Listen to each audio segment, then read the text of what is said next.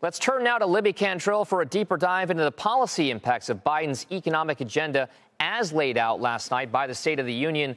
Libby, as you were watching it, what stood out to you as the key focal point or key message that the president was trying to get across to not just Congress, but, of course, to the American people?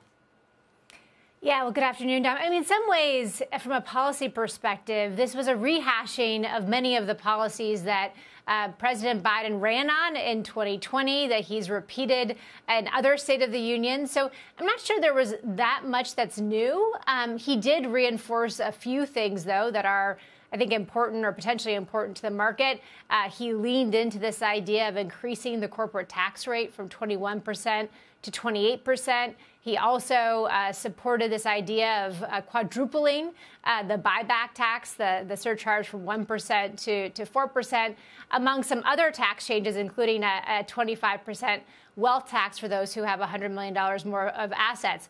However, and this is a big however, and something that we are reinforcing to our clients, is that so much of his ability to get this done in 2025, should he win re-election, will really depend on whether he has a cooperative Congress.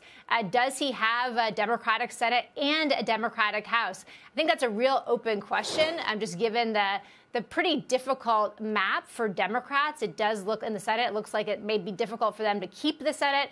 So as a result, I think we are just guiding our clients to sort of just, you take this with a big grain of salt. This is sort of more populist from an economic perspective, but probably is going to be difficult to actually translate into policy, even if he were to win a re-election. So that's down ballot stuff, right? That's this idea that you need to see other elections besides just the one at the top of the chain go the way that you need it to go, whether you're a Republican or a Democrat. What is the handicapping process that you're going through right now from a policy perspective on how you're telling people how these down ballot elections could play out and what effects it will have on the economic agenda that any president would want to lay out? Yeah, I think that actually as much focus is on the election around the White House, around the presidential election.